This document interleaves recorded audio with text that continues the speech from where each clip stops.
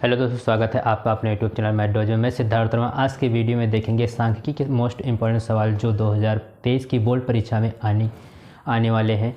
पहला सवाल जो हमारा दिया है बोर्ड पर वो क्या कहता है कि यदि 5, 10, 15, R, 20, 35 तथा 40 का समांतर माध्य जो है वो 21 हो तो R का मान याद कीजिए। अब कहता है कि समांतर माध्य इसका जो है वो कितना कहता है 21 है, तो कहता है कि इसमें जो R दिया हुआ है ये इसका मान जो होगा वो क्या होगा। तो सबसे पहले इसमें क्या करेंगे, जो संख्याएं दी हैं उनको एक बार रिपीट कर लेते हैं। जैसे 5, 10, 15, R, 20, 35 तथा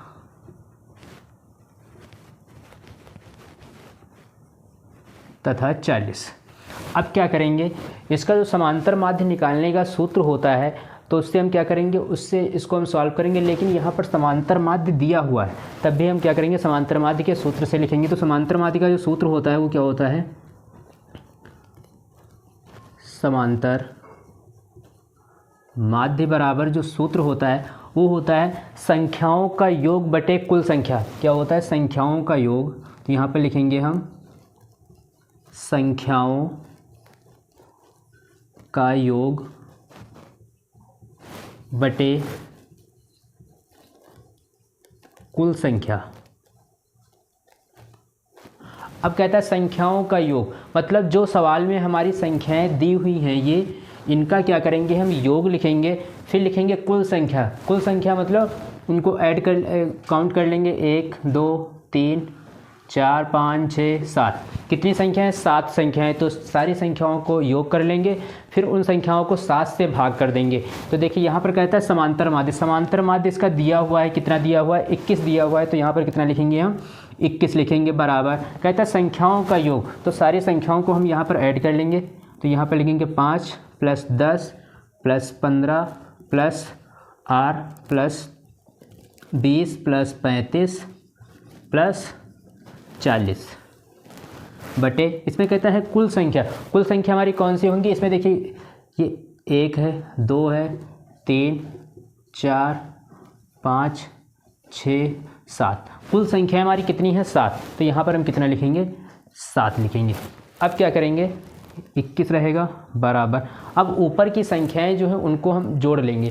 तो देखिए कितना हो जाएगा, 5 और 10 15, 15 और 15 30 हो जाएगा, 30 और 20 50 हो जाएगा, 50 और 35 कितना हो जाएगा, 85 हो जाएगा।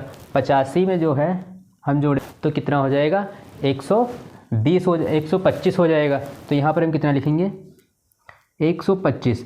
अब देखिए आप लोग ये कह रहे होगे कि R क्यों नहीं जोड़ा गया। R जो है वो क्या है, वेरिएबल है, बाकी हमारे क्या थे, कांस्टेंट थे। तो वेरिएबल और कांस्टेंट को जब जोड़ते हैं तो क्या होगा, तब ये एक दूसरे से नहीं मिलते हैं। तो इसको क्या करेंगे, प्लस करके वेरिएबल को हम, जो वेरिएबल होगा उसको हम वैसे ही लिख लेंगे। अब क्या है, बटे 7। अब इसको क्या करेंगे, हम क्रॉस मल्टीप्लाई कर लेंगे। तो ये हमारा क्या हो जाएगा, 7 की गुणा किससे होगी, 21 से होगी।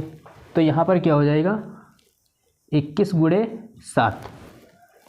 अब 1 की गुणा किससे होगी, 125 + R से। तो यहाँ पर क्या हो जाएगा, 125 + R। अब क्या करेंगे, 125 को इधर ले आएंगे और R को यहीं पर रखेंगे। तो यहाँ पर क्या हो जाएगा, इसकी गुणा कर लो। तो 7 एकम 7 और 7 दूनी 14। अब 125 को इधर लाओगे, तो 125 को इधर लाओगे तो ये क्या हो जाएगा, माइनस का हो जाएगा। बराबर में क्या बचेगा, हमारा R बचेगा। अब देखिए 147 से 125 जाएगा तो कितना बचेगा, 22 बचेगा बराबर R। अब देखिए इसमें कहता था समांतर माध्य जो था वो 21 था, तो कहता था कि R का मान याद कीजिए। तो R का मान हमारा कितना निकल के आया, 22। यही हमारा आंसर हो जाएगा। अगला सवाल हमारा कहता है कि 1 से 9 तक की प्राकृतिक संख्याओं का समांतर माध्य कितना है, 8 है। 8 होगा तो इसमें क्या करेंगे, जो 1 से लेकर के 9 तक प्राकृतिक संख्याएं जो हमारी होती हैं तो उनका समांतर माध्य इसमें कहता है क्या 8 होगा। तो हमको निकालना होगा कि ये 8 होगा या नहीं होगा। ये हमको देखना है केवल। तो देखिए यहाँ पर क्या होगा, जो प्राकृतिक संख्याएं होती हैं वो प्राकृतिक संख्याएं कौन सी होती हैं, 1 से लेकर के 9 तक की होती हैं, और यहाँ पर लिखा भी 1 से 9 तक की। तो यहाँ पर लिखेंगे प्राकृतिक संख्या बराबर प्राकृतिक संख्या बराबर क्या होगा, 1 से 9 तक तो क्या होगा, 1 2 3 4 5 6 7 8 व 9 है, ये हमारी प्राकृतिक संख्या है। अब इसमें कहता है क्या है, समांतर माध्य 8 होगा, तो इसमें हम समांतर माध्य वाला सूत्र लगाएंगे। तो समांतर माध्य का जो सूत्र होता है वो क्या होता है, समांतर माध्य का जो सूत्र होता है वो क्या होता है, संख्याओं का योग बटे कुल संख्या। तो यहाँ पर हम क्या लिखेंगे, संख्याओं का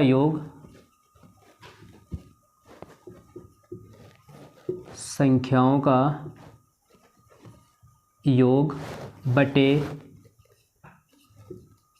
कुल संख्या। अब देखो कहता है क्या है, संख्याओं का योग बटे कुल संख्या। तो यहाँ पर हम क्या करेंगे, कुल संख्या, तो यहाँ पर संख्याओं का योग, तो यहाँ पर क्या लिखेंगे, 1 + 2 + 3 + 4 + 5 + 6 + 7 8 9। अब कुल संख्याएं हमारी कितनी, 1 से लेकर के 9 तक, तो ये हमारी कुल संख्याएं कितनी होंगी, 9 होंगी। अब समांतर माध्य इसमें कहता है कितना है,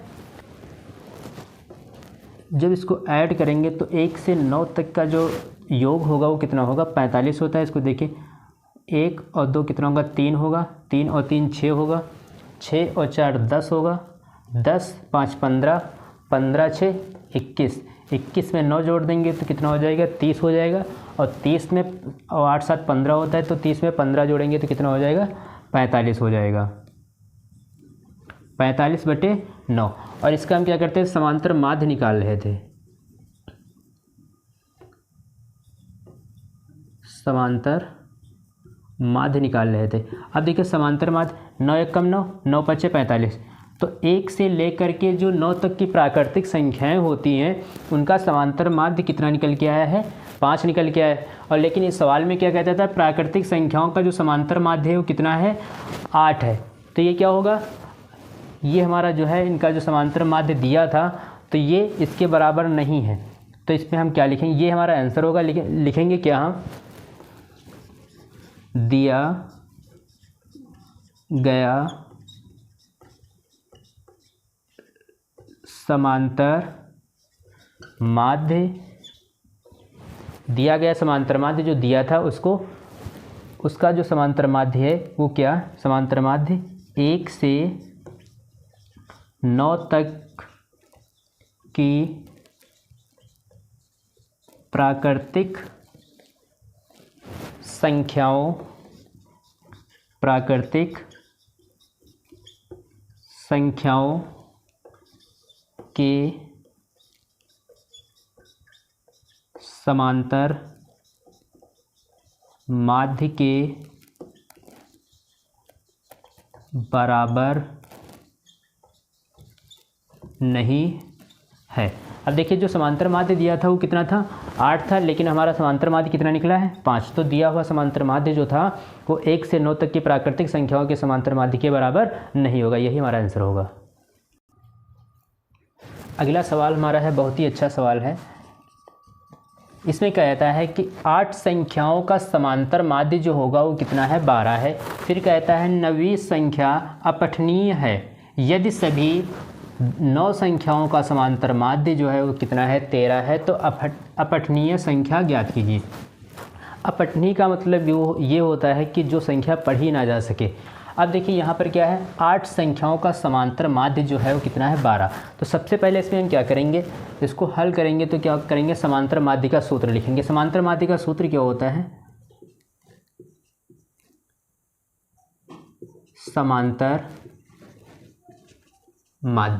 समांतर माध्य का जो सूत्र होता है वो क्या होता है, हमने अभी पीछे 2 सवालों में देखा है, क्या होता है कि संख्याओं का योग बटे कुल संख्या। तो यहाँ पर हम क्या लिखेंगे, संख्याओं का योग, संख्याओं का योग, संख्याओं का योग बटे कुल संख्या। तो यहाँ पर हम क्या लिखेंगे,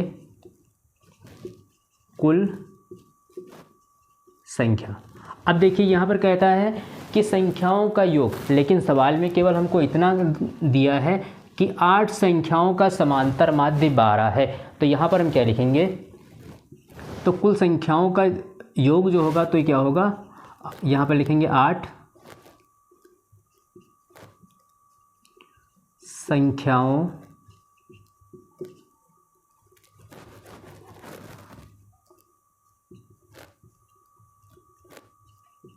संख्याओं का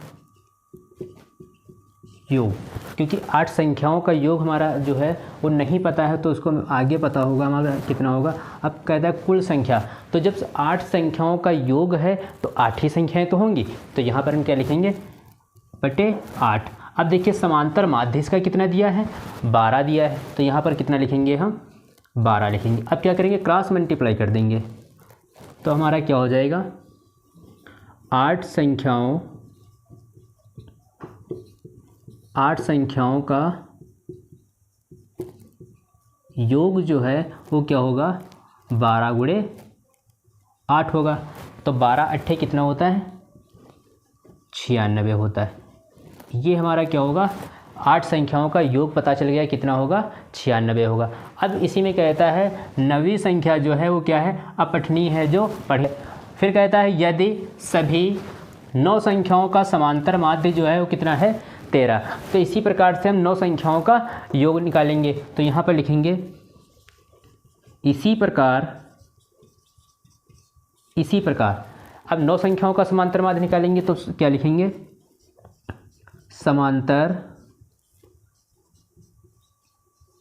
माध्य बराबर जो होगा वो क्या होगा, संख्याओं का योग,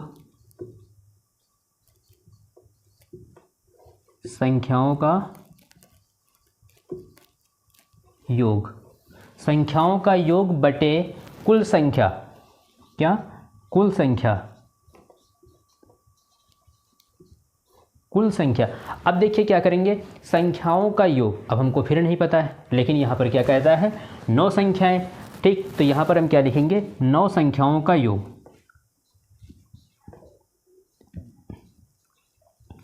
9 संख्याओं का योग।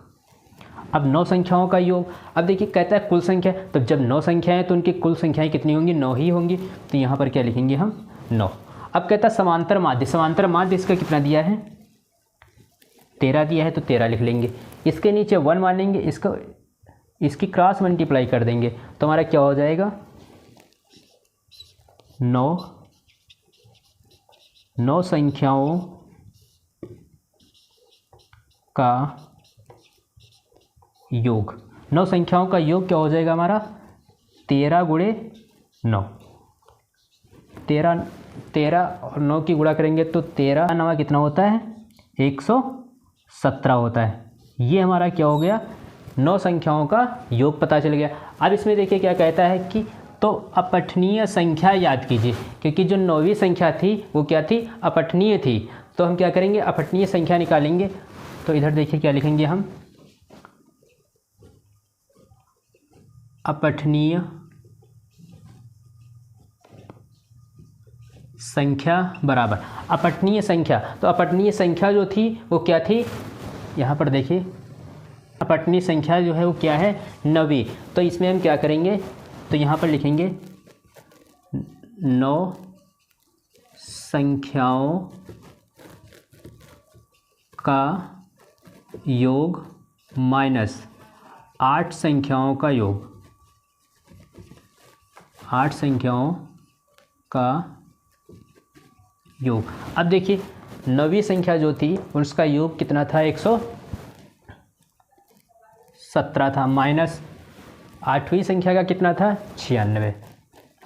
तो जब 117 से 96 जाएगा तो कितना बचेगा हमारा, 7 से 6 जाएगा 1 बचेगा, और 11 से 9 जाएगा तो कितना बचेगा, 2। तो हमारी अपठनीय संख्या जो है,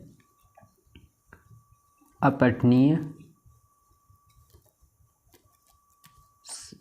संख्या जो है वो कितनी है 21। इसका मतलब जो है कि जो हमारी 9वीं संख्या जो होगी वो कितनी होगी 21 होगी। यही हमारा आंसर हो गया। अगला सवाल कहता है, बहुत अच्छा सवाल, कई बार पेपर में पूछा गया है। इसमें कहता है निम्नलिखित आंकड़ों का बहुलक याद कीजिए। बहुलक का जो मतलब होता है वो होता है कि जो एक संख्या जो है वो कई बार आई हो और दिए हुए सभी आंकड़ों में सबसे अधिक बार वो आई हो, वो संख्या हमारी क्या होगी, वो हमारी संख्या जो होगी वो क्या होगी, बहुलक होगी। तो हम कैसे पहचानेंगे कौन सी, ये जैसे कि इसमें काफ़ी आंकड़े दिए हुए हैं, तो इसमें ऐसी कौन सी संख्या है जो एक संख्या होगी जो बहुत बार आई होगी। तो क्या करेंगे हम, सर्वप्रथम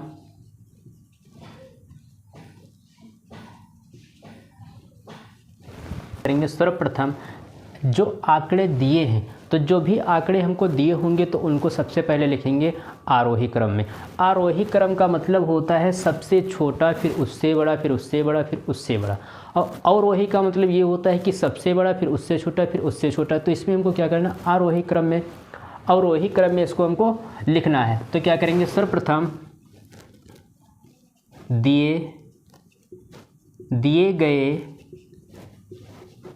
दिए गए आंकड़ों को आरोही क्रम में लिखने पर क्या होगा, जब आंकड़ों को हम आरोही क्रम में लिख लेंगे तो हमारा सवाल गलत नहीं होगा। वरना तो हम ऐसे भी देख सकते हैं कि इसमें कौन सी संख्या सबसे अधिक बार आई है, तो उसको हो सकता है गलत हो जाए। तो क्या करेंगे, सबसे पहले हम क्या करेंगे, आंकड़ों को आरोही क्रम में लिख लेंगे। आरोही क्रम क्या होता है, सबसे छोटा। तो इसमें देखिए सबसे छोटा क्या दिया है, सबसे छोटा जो दिया है वो कितना दिया है, 18 दिया है। फिर कामा लगाएंगे, फिर देखिए क्या लिखा है, 19 है, 1 2 है। 18 के बाद में देखो 19 दिया है, वो भी कितनी बार दिया है, 2। अब देखिए इसमें कहाँ, कहीं पर 20 है, 20 नहीं है। 21 देखिए, नहीं। 22 नहीं है, 23 भी नहीं है, 24 नहीं है, 25 एक बार, 2 बार।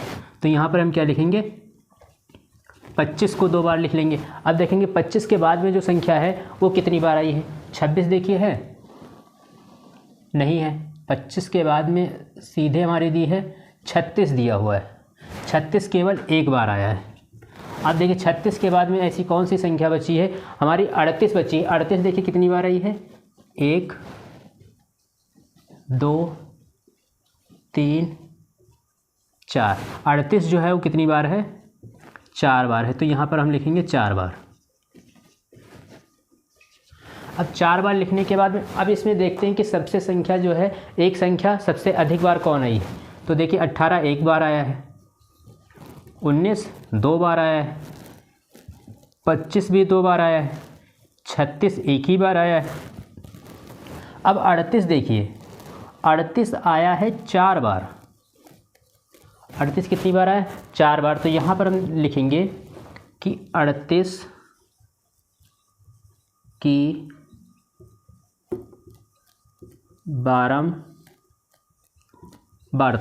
38 की बारंबारता का मतलब ये होता है कि जो 38 लिखा है, 38 मतलब ए टू जेड कोई भी गिनती हो सकती है। बारंबारता का मतलब ये है कि ये जो संख्या पहले हम लिखेंगे वो कई बार आई होगी। तो यहाँ पर लिखेंगे 38 की बारंबारता जो है वो कितनी है, 4 है। तो बारंबारता कितनी है, 4 है। किसकी, 38 की। तो इसका बहुलक जो होगा वो कितना होगा, बहुलक। तो बहुलक जो इसका होगा वो कितना होगा, 38 होगा। ये हमारा आंसर हो जाएगा। अगला सवाल हमारा दिया है, कहता है कि यदि आंकड़ों 2, 3, 4, 5, 5, 6, 7, 7, x तथा 2 का बहुलक जो है वो कितना है, 7 हो तो x का मान ज्ञात कीजिए। अब इसमें क्या करेंगे, जब कई आंकड़े हमारे दिए होंगे तो सबसे पहले हम क्या करेंगे, उनको क्या करेंगे, आरोही क्रम में लिख लेंगे। आरोही क्रम में लिखने के बाद में हमारा सवाल गलत नहीं हो सकता। तो इसमें क्या लिखेंगे, दिए गए आंकड़ों को आरोही क्रम में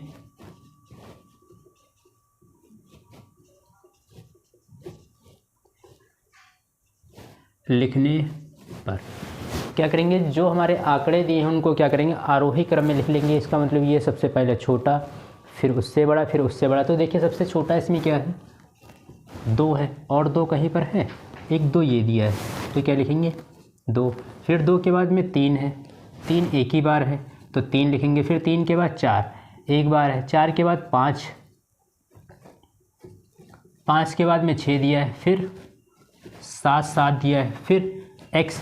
अब x को हमने सबसे लास्ट में इसलिए लिखा है क्योंकि इसमें कहता है x का मान ज्ञात कीजिए। अब x वेरिएबल है तो वेरिएबल की जगह पर कोई भी कांस्टेंट आएगा, जब उसका मान निकालेंगे तो उसका मान हो सकता है कि 7 से बड़ा है या हो सकता है 7 से छोटा है।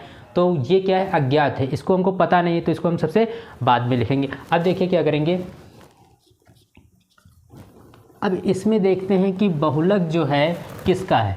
अब देखिए इसमें जो 2 है वो 2 बार आया है, 3 एक ही बार आया है, 4 एक ही बार आया है।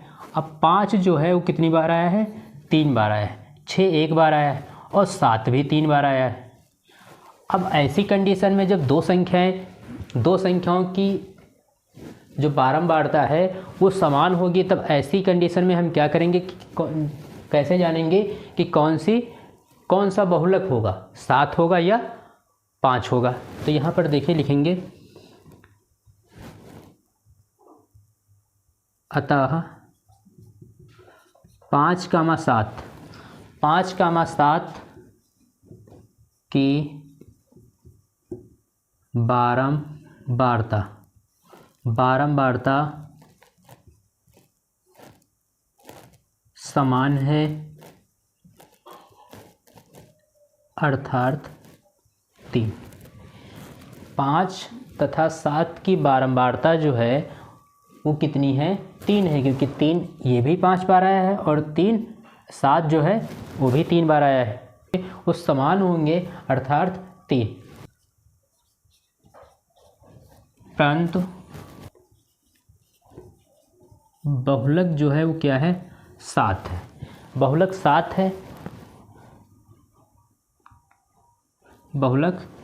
है, इसलिए 7 की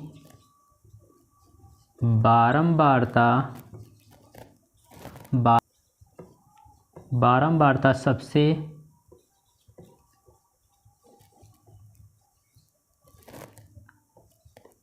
अधिकतम है। जब 7 की बारंबारता सबसे अधिकतम है तो x का मान जो होगा वो क्या होगा, 7 ही होगा।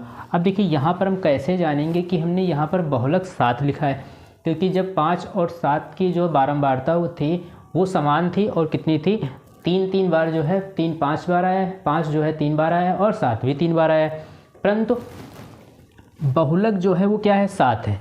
क्यों 7, देखिए इसमें कहता है कि बहुलक जो है वो 7 हो।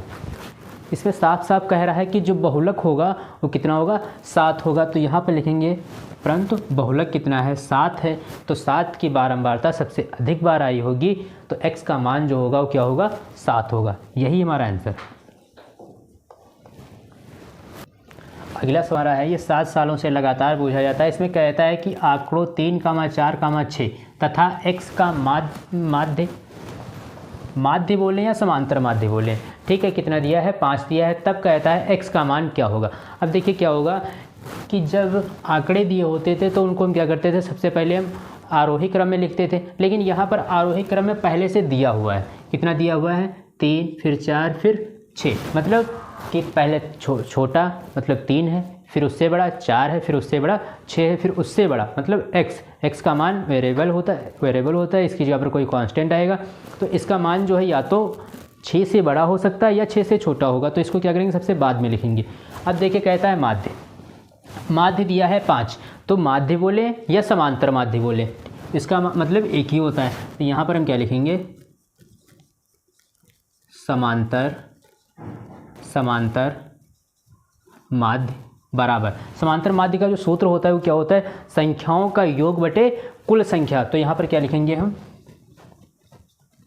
संख्याओं का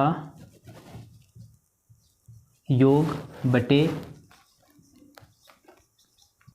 संख्याओं का योग बटे कुल संख्या। अब देखिए संख्याओं का योग जो हमारी संख्याएं दी हैं इनको लिख लेंगे, क्या लिखी हुई हैं उनको हम लिखेंगे, क्या लिखेंगे 3 + 4 + 6 + x बटे कुल संख्या कितनी हो जाएंगी 1 2 3 4, कुल संख्या हमारी कितनी हो जाएंगी 4 हो जाएंगी। अब कहता है समांतर माध्य या माध्य, समांतर मान कितना दिया है 5 दिया। अब क्या करेंगे 5 बराबर, अब देखिए ऊपर की संख्या को जोड़ लेंगे तो 3 में हम जोड़ेंगे 4 तो कितना होगा 7, और 7 में 6 जोड़ेंगे तो कितना हो जाएगा 13 हो जाएगा। अब देखिए x को नहीं जोड़ेंगे क्योंकि वेरिएबल है, तो वेरिएबल कांस्टेंट में जब जोड़ते हैं तो उसको प्लस करके लिखते हैं, तो यहाँ पर क्या हो जाएगा x बटे 4। अब क्या करेंगे इसको क्रॉस मल्टीप्लाई कर देंगे, तो क्रॉस मल्टीप्लाई करेंगे तो 1 की किससे गुणा होगी 13 + x से होगी, और 4 की किससे होगी 5 से। तो यहाँ पर हम क्या लिखेंगे 13 + x बराबर 4 पंचे कितना हो जाएगा 4 पंचे 20 हो जाएगा। अब देखिए क्या होगा 13 को हम ले जाएंगे उधर, तो इधर ये प्लस में जब उधर जाएगा तो क्या काहे में हो जाएगा माइनस में हो जाएगा, तो x बराबर क्या हो जाएगा 20 माइनस 13 हो जाएगा। अब देखिए 20 से 13 जाएगा तो कितना बचेगा 7, x का मान जो हमारा निकल के आया है वो कितना है 7 है, यही हमारा आंसर होगा। अगला सवाल हमारा दिया है, ये 2019 से लेकर के 2022 तक बराबर पूछा गया है सवाल।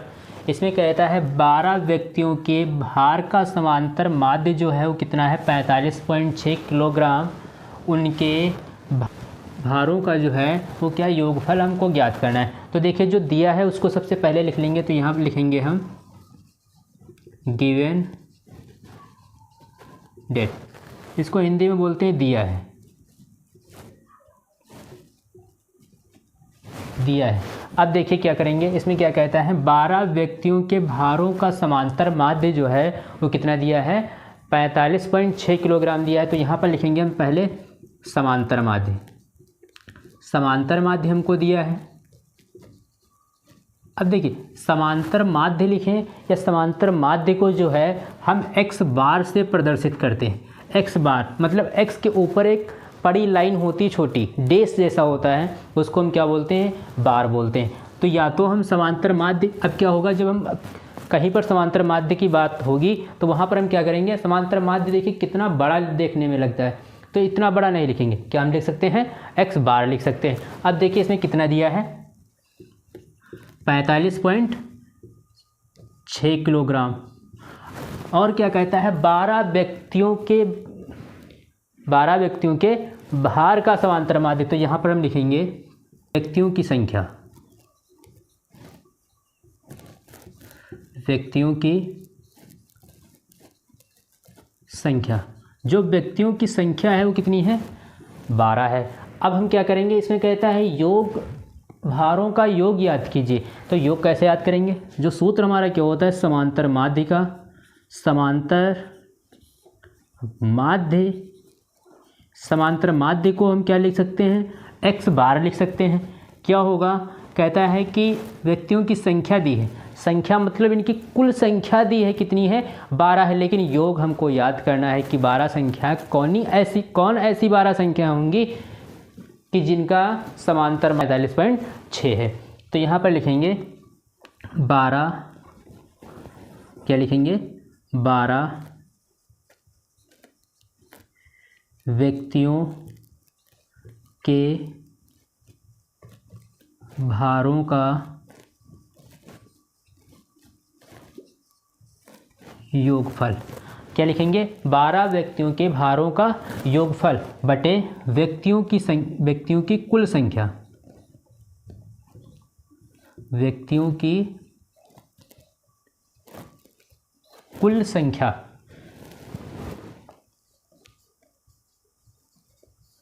अब देखिए क्या करेंगे, समांतर माध्य हमारा कितना दिया है 45.6 बराबर 12 व्यक्तियों के भारों की संख्या जो है हमको, जो इसका समांतर माध्य दिया है वो कितना दिया है 45.6। अब कहता है 12 व्यक्तियों के भारों का योग, तो इसको हम ऐसे ही जैसे लिखा है इसको हम ऐसे ही लिख लेंगे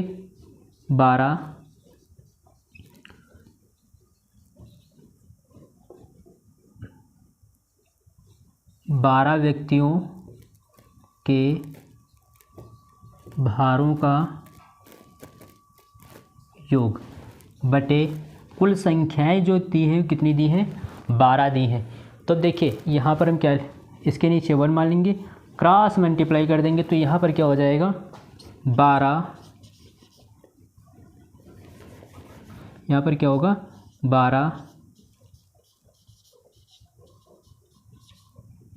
12 व्यक्तियों के भारों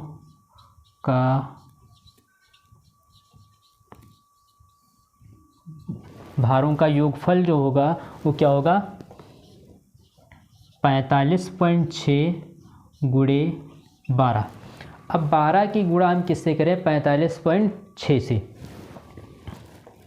तो जब इसकी गुणा करेंगे तो ये आएगा 547.2 किलोग्राम। अब देखिए इसमें क्या था 12 व्यक्तियों के भारों का योगफल याद करना था, तो इसके नीचे क्रॉस मल्टीप्लाई करेंगे तो क्या हो जाएगा 45.6 इंटू 12 हो जाएगा।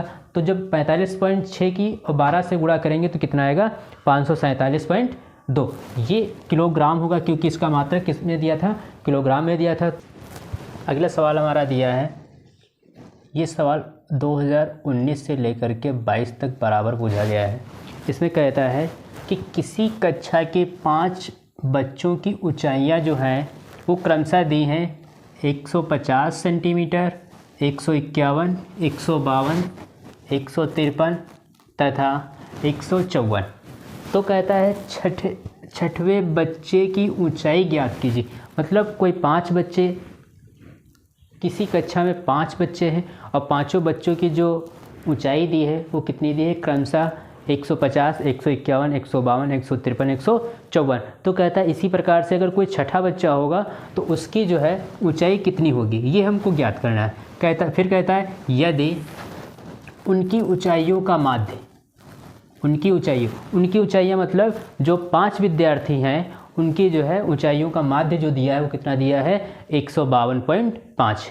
अब कैसे लगाएंगे इसको, इसमें क्या कहता है छठवें बच्चे की ऊंचाई। तो मान लेते हैं माना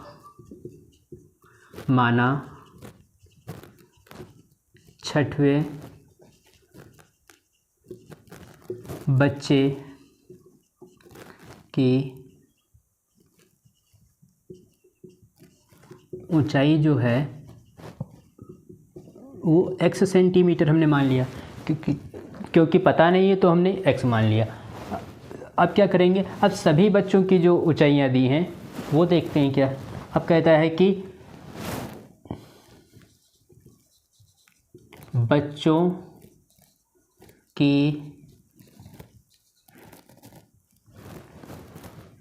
की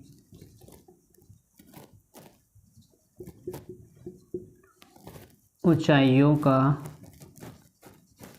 माध्य 152.5 सेंटीमीटर। और कहता है कि जो बच्चों की ऊंचाइयाँ दी थी उनका जो समांतर माध्य है वो कितना है 152.5 माध्य। तो लिखेंगे यहाँ पर अतः सभी बच्चों की ऊंचाइयों का माध्य बराबर क्या लिखेंगे कि सभी बच्चों की ऊंचाइयों का योग। तो यहाँ पर क्या लिखेंगे सभी बच्चों की ऊंचाइयों का योग बटे बच्चों की कुल संख्या, बच्चों की कुल संख्या। अब बच्चों की कुल संख्या, अब देखिए यहाँ पर कहता है सभी बच्चों की ऊंचाइयों का योग। समांतर माध्य जो हमारा दिया है वो कितना दिया है 152.5 बराबर सभी संख्याओं का, तो क्या लिखेंगे यहाँ पर 150, 151, 152, 153, 154 बटे सभी संख्याओं का योग होगा वो क्या होगा ये, और प्लस छठे की क्या थी वो x थी, वो नहीं पता है कितनी होगी, तो यहाँ पर क्या हो जाएगा 1 2 3 4 5 6, तो बटे में कितना होगा 6। अब क्या करेंगे क्रॉस मल्टीप्लाई कर देंगे, तो इसकी गुणा होगी तो कितना हो जाएगा 152.5 गुणे 6 बराबर के बाद में इसको ऐड कर लेंगे, तो इसको ऐड करेंगे तो क्या होगा 4 3 7 7 2 9 1 10, 10 का 0 हासिल लगा 1। अब देखिए 5 10 15 20 25 और एक क्या था कैरी था, तो 25 और 1 26 हासिल लगा 2 2 और 1 3 4 5 6 7, कितना आया 760 प्लस x।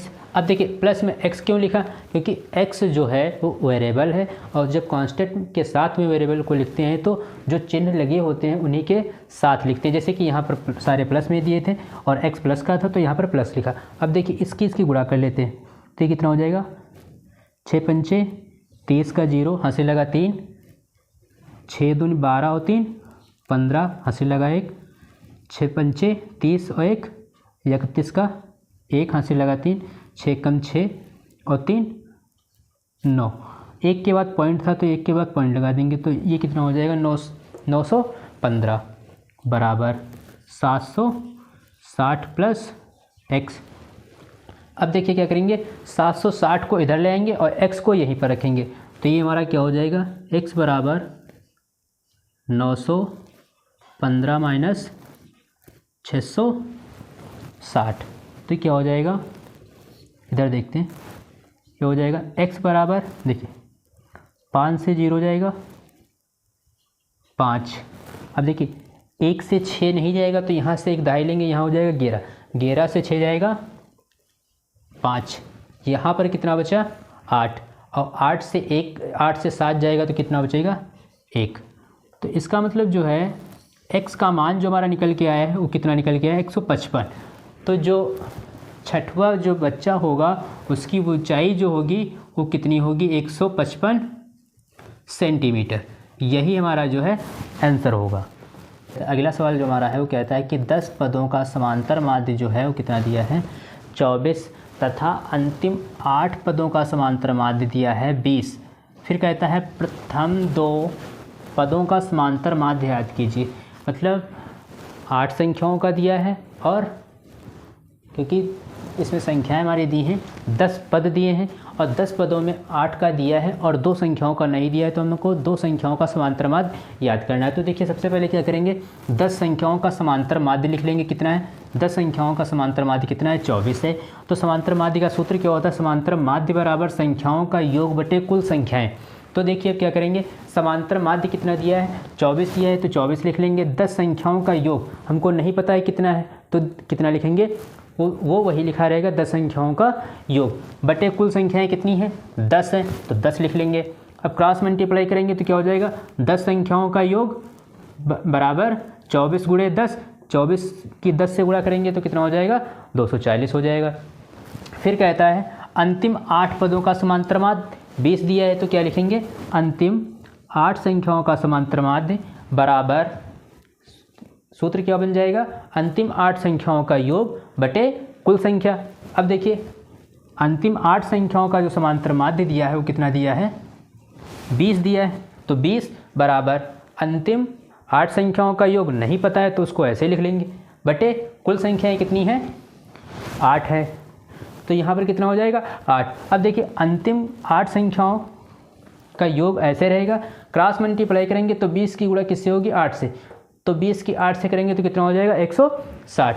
अब क्या कहता है इसमें कहता है प्रथम 2 पदों का समांतर माध्य याद कीजिए। तो देखिए 8 से जब 10 से 8 जाएगा तो 2 बचेगा, तो क्या करेंगे, दो संख्याओं का योग पहले निकाल लेते हैं। तो क्या लिखेंगे हम, प्रथम दो संख्याओं का योग।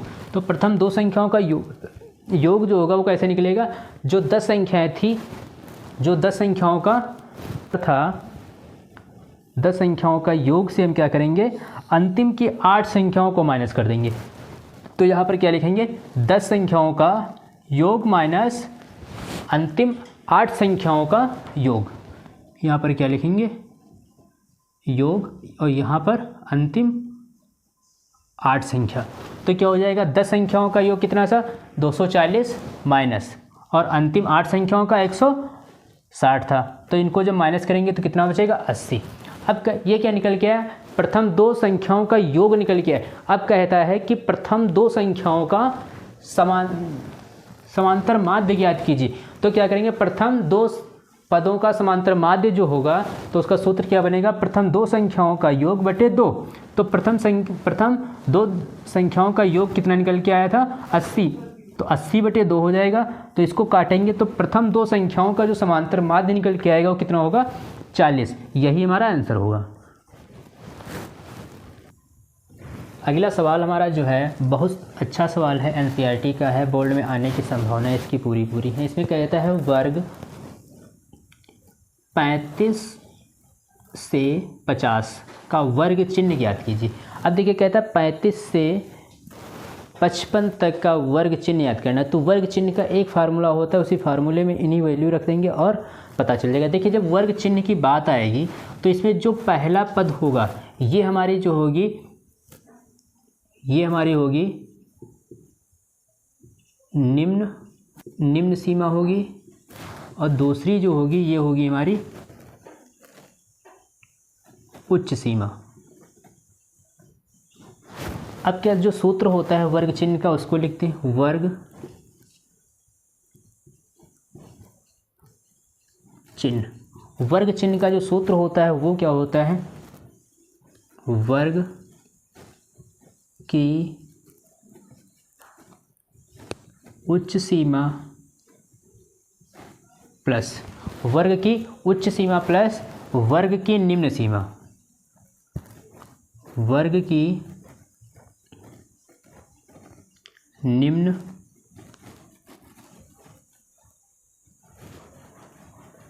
वर्ग की निम्न सीमा।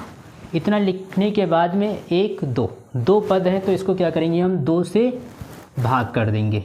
अब इतना करने के बाद में हमको ज्ञात क्या करना है, वर्ग चिन्ह, तो इसको हम ऐसे ही रखेंगे।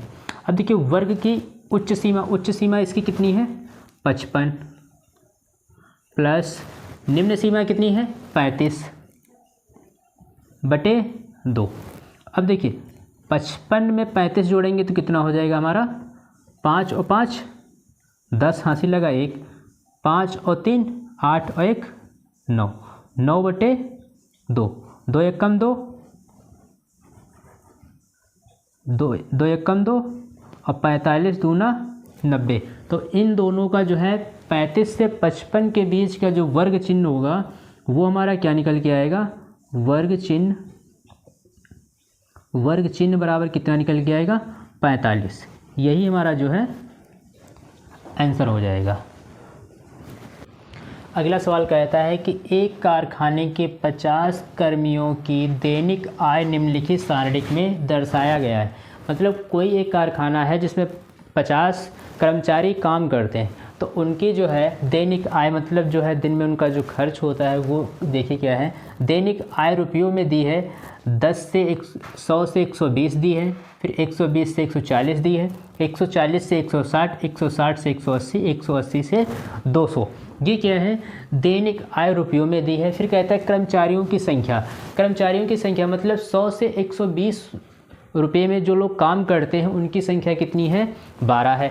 फिर जो 120 से 140 रुपये में काम करते हैं उनकी संख्या कितनी है 14 है। फिर इसी प्रकार से 140 से 160 रुपये में जो काम करते हैं उनकी संख्या कितनी है 8 है। फिर इसी प्रकार से 160 से 180 रुपये में जो काम करते हैं उनकी संख्या कितनी है 6 है। फिर इसी प्रकार से 180 से 200 रुपये में जो काम करते हैं उन कर्मचारियों की संख्या जो है वो कितनी है 10 है। फिर इसमें कहता है उपरोक्त सारणी, उपरोक्त मतलब इससे ऊपर जो सारणी दी है उसमें कहता है बहुलक वर्ग की निम्न सीमा तथा उच्च सीमा याद कीजिए। अब देखिए बहुलक, तो सबसे पहले इसमें हमको इस सवाल में पकड़ हमको इस क्वेश्चन से ही मिल जाती है। इसमें कहता है बहुलक, तो बहुलक सबसे पहले याद करेंगे कि इसमें बहुलक क्या होगा। बहुलक मतलब जो एक ही संख्या बार बार आई हो। तो सबसे ज़्यादा संख्या बार बार कौन कौन सी आई? 14 आई है। तो इसका जो अतः इसका जो बहुलक होगा, बहुलक बारंबारता, तो यहाँ पर क्या लिखेंगे? बहुलक बारंबारता। बहुलक बारंबारता जो है वो क्या है? 14 है। 14 जो है वो सबसे ज़्यादा बार आया है। तो क्या लिखेंगे? बहुलक बारंबारता जो है 14 है।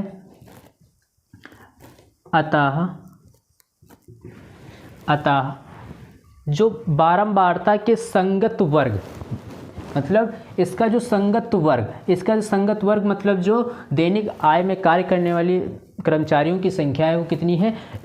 14 है। और उनकी दैनिक आय कितनी है? 120 से 140। तो यहाँ पे लिखेंगे अतः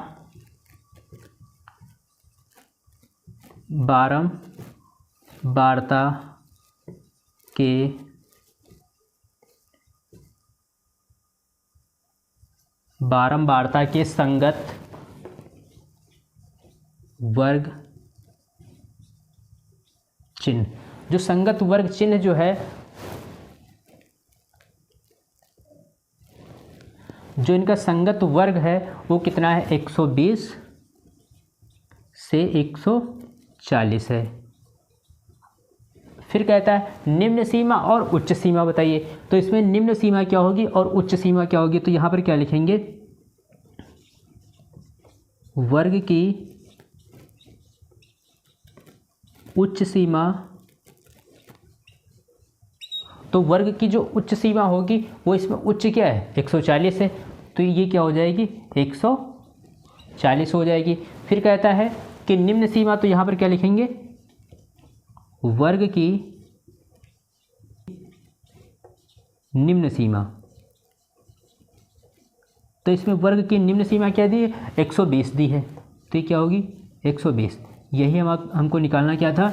निम्न सीमा और उच्च सीमा। तो निम्न सीमा हमारी कितनी है? 120 और उच्च सीमा कितनी है? 140। यही हमारे दो आंसर हो जाएंगे। अगला सवाल कहता है निम्नलिखित आंकड़ों का बहुलक याद कीजिए। जब बहुलक याद करना होता है तो क्या करते हैं? जो आंकड़े हमको दिए होते हैं उनको सबसे पहले हम क्या करते हैं? आरोही क्रम में लिखते हैं। आरोही का मतलब क्या होता है? सबसे छोटा, फिर उससे बड़ा, फिर उससे बड़ा, फिर उससे बड़ा। अवरोही का मतलब होता है बड़ा, फिर उससे छोटा, फिर उससे छोटा। तो इसमें हमको अवरोही से मतलब नहीं, इसमें क्या मतलब है? किससे? आरोही से मतलब है। तो इसमें हम क्या लिखेंगे? दिए गए आंकड़ों को आरोही क्रम में लिखने पर। तो यहाँ पर हम लिखेंगे दिए गए आंकड़ों को आरोही क्रम में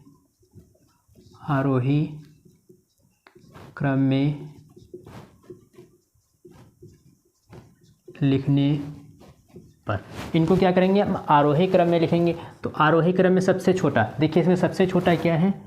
18 है। फिर 18 के बाद में 18 कितनी बार है? 2 बार है। फिर 18 के बाद में कितना है? 19 है। 19 कितनी बार है? 1 बार है। फिर 19 के बाद में क्या है? देखिए डायरेक्ट 25 आ जाता है। 25 कितनी बार है? 1 2 3 4। तो 25 को हम क्या 4 बार लिखेंगे। 25 को 4 बार लिखने के बाद में अब देखेंगे उसके बाद क्या है? 25 के बाद में ना 26 है, ना 27 है, ना 28 है, क्या है? 36 है। तो यहाँ पर कितना लिखेंगे? 36। 36 के बाद में क्या है? 38। 38 3 बार है, तो यहाँ पर लिखेंगे 3 बार 38। अब क्या है? अब इसको जो है जब हम आरोही क्रम में लिख लेंगे तो हमारा सवाल गलत नहीं होगा। अब देखिए इसमें देखेंगे बहुलक क्या है। तो इसमें देखिए 18 2 बार आया है, 19 1 बार आया है, 25 4 बार है, 36 1 बार है, 38 जो है वो क्या है? 3 बार है। तो इसकी जो बहुलक होगा क्या लिखेंगे? दिए गए आंकड़ों में, जो आंकड़े दिए गए थे तो इसमें क्या है? 25 सबसे अधिक बार आया। तो क्या लिखेंगे? दिए गए आंकड़ों में 25 की बारंबारता है, 25 की क्या है बारंबारता है, और 25 सबसे अधिक बार आया है, तो यहाँ पर क्या लिखेंगे 25 की बारंबारता, 25 की बारंबारता सबसे अधिक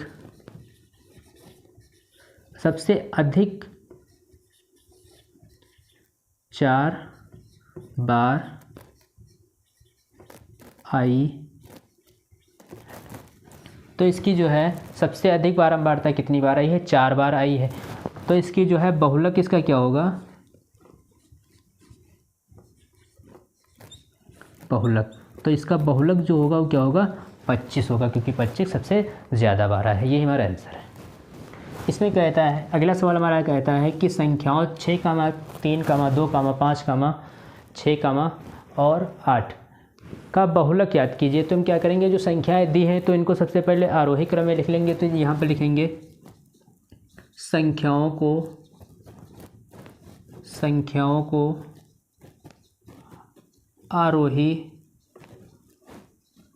संख्याओं को आरोही क्रम में